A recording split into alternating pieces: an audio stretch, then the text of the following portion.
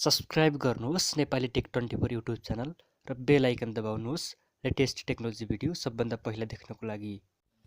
नमस्कार, नेपाली टेक 24 को एक अर्को फ्रेश भिडियोमा तपाईलाई हार्दिक स्वागत छ। स्यामसङको ग्यालेक्सी S8 र S8 प्लस पछिको मोस्ट वेटेड फोन थियो ग्यालेक्सी S9 र S9 प्लस। फाइनल्ली फेब्रुअरी 25 को मोबाइल वर्ल्ड कङ्ग्रेस MWC मा भव्य समारोहका बीच कम्पनीले लन्च गरेको छ S9 र S9 प्लस। ग्लोबल्ली यी फोन 16 मार्चदेखि उपलब्ध हुनेछन् भने नेपालमा कहिले उपलब्ध हुन्छन् त्यो त उपलब्ध भएपछि नै थाहा होला। यो वर्षको सुरुदेखि नै टेक न्युजको केन्द्रबिन्दुमा थियो स्यामसङको S9 र S9 प्लस। विभिन्न टेक न्युजहरूमा यसका फरक फिजिकल र फिचर्सहरूको ओभरभ्यूहरूले प्रशस्त मात्रामा ठाउँ पाइरहेको थियो।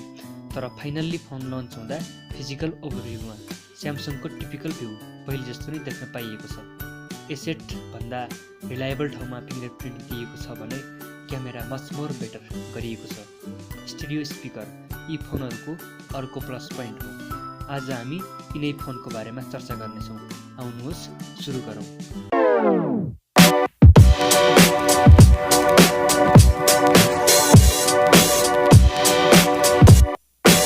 डिस्प्ले ग्यालेक्सी S9 मा 18.5:9 एस्पेक्ट रेटियोको 5.8 इन्चको super AMOLED Corning Gorilla glass 5 display screen रहेको छ भने जसको रिजोल्युसन 1560x1440 रहेको छ। ग्यालेक्सी S9 प्लसमा पनि 18.5:9 एस्पेक्ट रेटियोको 6.2 इन्चको super AMOLED Corning Gorilla glass 5 display screen रहेको छ जसको रिजोल्युसन 1440x2960 रहेको छ र दुवै डिस्प्ले इन्फिनिटी त्यसपछि बेजललेस आदि रहेका छन्। प्रोसेसर दुवै फोनमा स्न्यापड्रागनको 845 प्रोसेसर रहेको छ र फोनमा एड्रिनोको 630 GPU रहेको छ। अपरेटिङ सिस्टम दुवै फोनमा एन्ड्रोइडको लेटेस्ट ओरियो अपरेटिङ सिस्टम रहेको छ। भ्यूमा स्यामसङको टिपिकल भ्यू नै रहेको छ। ऱ्याम रोम दुवै फोन फरक 3वटा भेरिएन्टमा उपलब्ध हुनेछन्। 64GB 128GB र 256GB इन्टरनल मेमोरीको साथमा मिल्नेछ। S9 मा तपाईलाई 4GB ऱ्याम र S9 प्लसमा 6GB RAM. Battery S9 मा 3000 mAh को नन रिमुभेबल ब्याट्री रहेको छ भने S9 प्लसमा 3500 mAh को ब्याट्री रहेको छ। क्यामेरा यी फोनहरूको मेन हाइलाइट भनेको नै यिनीहरूको क्यामेरा हो। कम्पनीले स्लोगन नै बनाएको छ कि हामीले क्यामेरालाई पुनर्कल्पना नै गरेका छौँ।